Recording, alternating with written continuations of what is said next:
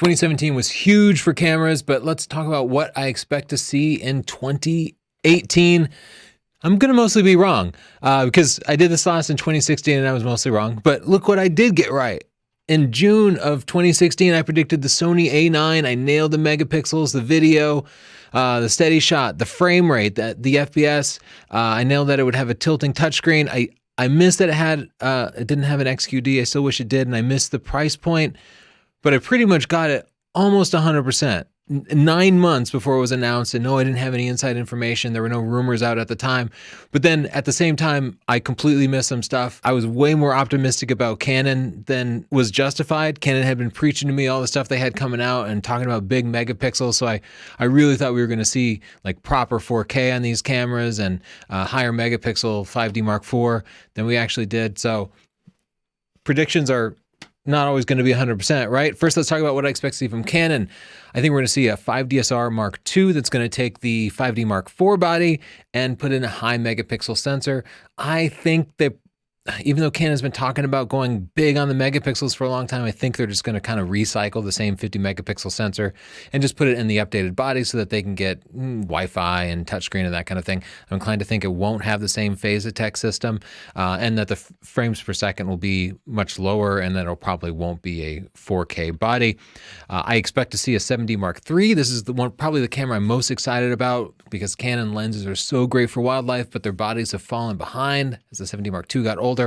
About $2,300. I think they're going to up the megapixel count to 24 megapixels, and I'm really, really hoping they decide to drop that anti-aliasing filter. Canon, you really need to get rid of those AA filters.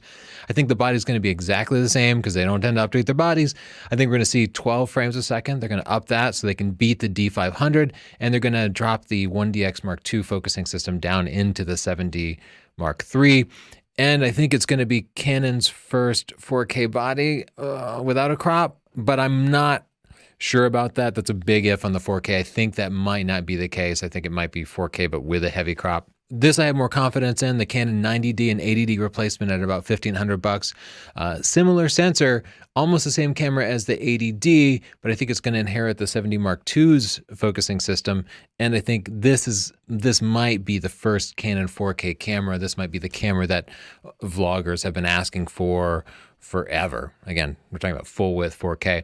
I also think we'll see a full frame mirrorless camera from Canon, priced at about the price of the 5D Mark IV, and similar in capabilities and sensor to the 5D Mark IV, but with an EVF. I think they're going to use the same kind of mirrorless mount that they have, but I'm inclined to think they're actually going to ship it with an adapter because they won't have any mirrorless full frame lenses, or at least not many. They might announce a couple at the same time. Let's talk about what Nikon has. Nikon's 2017 was huge with the announcement of the D850, which completely blew away the 5D Mark IV and just left Canon behind.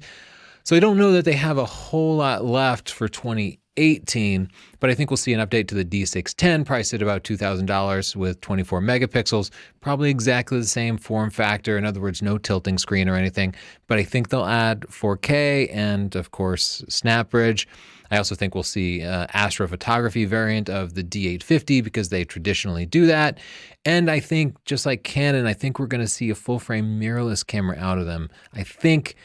Here's the thing. Sony blew everybody away with the A9 and the A7R III. Sony proved that mirrorless didn't have to just be about being small and light, that mirrorless could be powerful, that it could take on the big boys like the 1DX, the 5D Mark IV, and the D810, and they really did. They did a fantastic job. We have like SLR-like focusing, even better with the eye detect. And if Canon and Nikon don't start releasing some mirrorless cameras to take advantage of these new technologies and huge benefits like electronic viewfinders, they will be left behind, and they know this.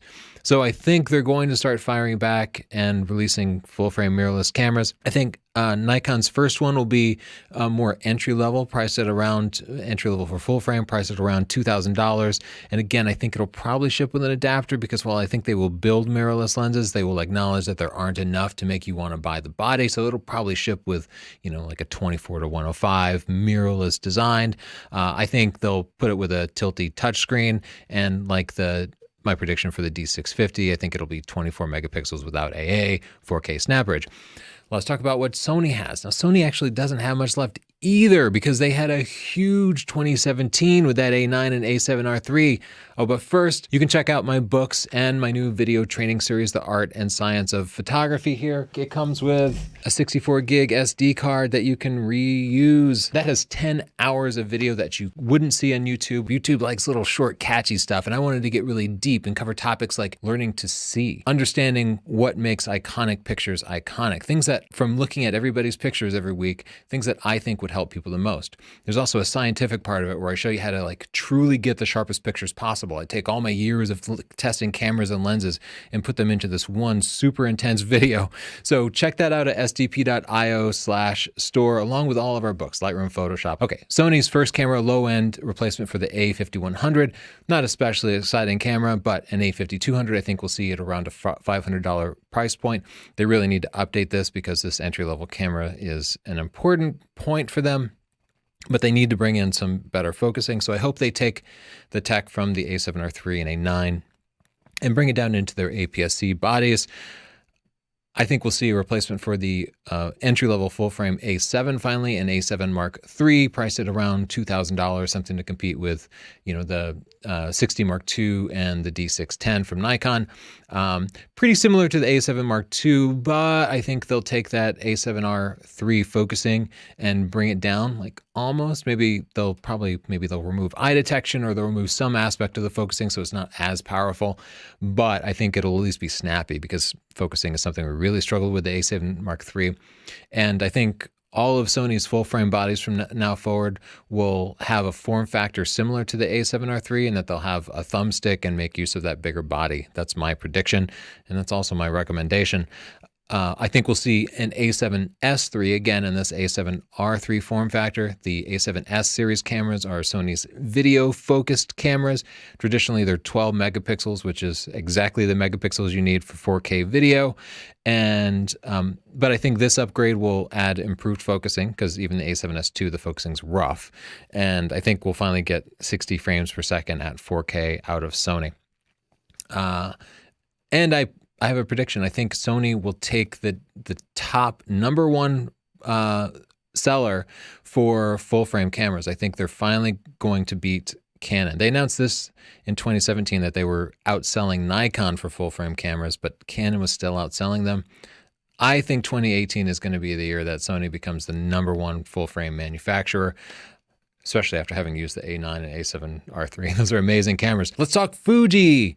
Fuji Rumors is saying the X-H1 should be announced soon and priced around $2,000 with a bigger body, 4K 30p and sensor stabilization. Fuji really needs that sensor stabilization because their lenses are so sharp, but the main lens I use is not stabilized, and that results in lots and lots of camera shake.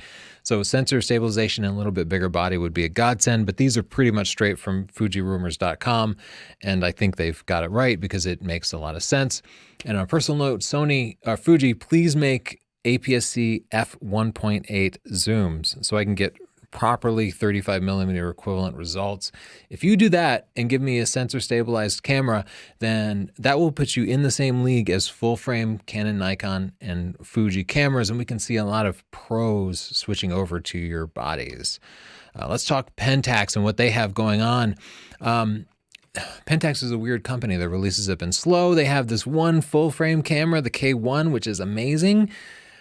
But then that was kind of it, and we kept waiting to see more and more lenses announced, and we just kind of didn't see it. So I'm not sure we're going to see anything big from Pentax this year, but I'm hoping we'll see a K-1 Mark II priced at around $2,500. I think they might borrow the A7R II's sensor at 42 megapixels and put that in there. And I'm really hoping that they address the focusing issues of the K-1 because that's kind of what was stopping it from competing with D850 or 5D Mark IV.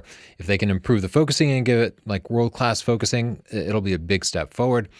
Let's talk about what Panasonic has. And again, this is not my own prediction, but based on rumors from photorumors.com. They're saying there's going to be a GH5s priced at about $2,500, actually a lower megapixel count. I think they think that they're going to choose the strategy that the Sony A7 series has, where they have basically a pixel by pixel readout for 4K video. And they expect it to be 4K 60p. And to have better low light capabilities, mostly designed around cleaner images. I am hoping that they improve the focusing, because that's what the GH5 really needs more than anything else, is better focusing. Let's talk about Olympus. They just announced the EM1 Mark II, but the EM5 Mark II is a little bit old, so I think we'll see a refresh of that. I am thinking and hoping that Olympus finally decides to up their megapixel count. You know, we're dealing with 45, 50 megapixel cameras from the other manufacturers, and they're still usually at 20 megapixels, so we really need to see these Micro Four Thirds cameras get higher megapixels. You also really want to see better focusing out of it, and I think the 8-way sensor shift will drop from the EM1 Mark II down to the EM5 Mark II at the slightly lower price point.